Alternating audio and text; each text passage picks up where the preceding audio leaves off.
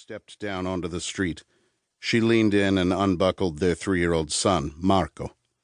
He smiled, revealing 2 rows of perfect little square teeth. Antonio kissed his son on the forehead, just below his thick black hair, which matched Lucia's dress and every article of clothing Antonio could see.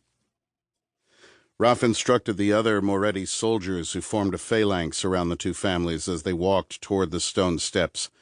Antonio helped his wife up the flights to the basilica's massive front door. The guards accompanying them weren't the only armed men here. A pair of police officers stood sentry near the 2 ancient Corinthian columns that had survived wars from Roman times to 20th century aerial bombardment. Inside the historic church, candlelight danced over the front foyer as Antonio stopped to dip his finger in holy water and make the sign of the cross. It had been a long time since he stepped into a holy place. The same guilt he always felt was with him today.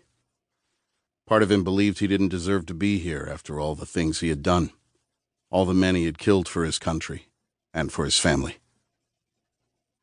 The beauty of the ancient frescoes depicting the lives of Saints Peter and Paul helped ease his troubled mind as 2 police officers checked him for weapons. He held up his arms and gave them each a glare.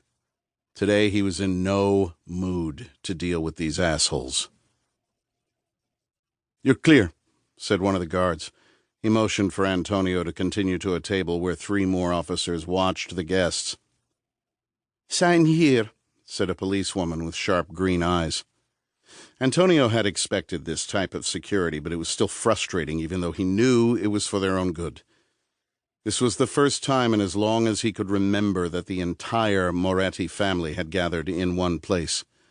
It was also why they had to break Roman Catholic tradition and have funeral home employees move the body into the church. There would be no final ride across the city for the family and no pallbearers for the casket of Stefano Moretti. With all the violence among the other crime families in the city, it was just too dangerous. No one was safe, and the escalating war was going to get a lot worse now. Little Marco looked over at his father with eyes full of wonder and curiosity. Antonio had long ago decided he would protect the boy's innocence and give him a childhood and a future away from all the bloodshed and crime, a future unburdened by worries of war. Christopher and his family were cleared through security, and together the 2 families set off down the central nave decorated with golden archways, carved marble columns, and a vaulted roof of magnificent frescoes. Passing through the transept, they gazed up at the polygonal apse covered in ornate paintings. Even little Marco seemed impressed, staring at the dazzling semidome above them.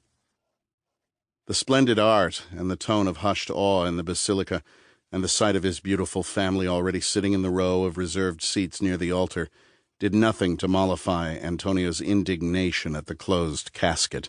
The bastards who did this hadn't stopped with a bullet to the heart, but had riddled his father's face as a further insult. An image of the corpse surfaced in Antonio's mind, filling him with another hot wave of rage, which he managed by letting out a discreet sigh. He would string them up by their guts when he found them. The macabre thought seemed blasphemous in this holy space, but Antonio didn't care. He had long given up any ideas of getting to heaven. Only endless fire and pain awaited his soul. "Antonio," said a gravelly voice. The words came from cousin Lino De Caro.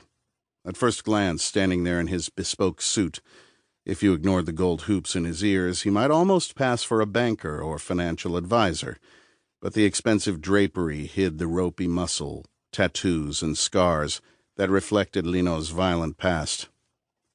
He was the Moretti family assassin, and his well-honed skills would soon be put to work. Sitting to his right was another seasoned killer, their husky cousin Zachary Moretti. Both were made members of Antonio and Christopher's crew, much higher in rank than the grunt associates who had escorted them inside. Raff ushered Antonio and his family to their row of seats. "Be good, little man," he whispered to Marco as Lucia carried him past. Antonio shuffled over to make room for Christopher.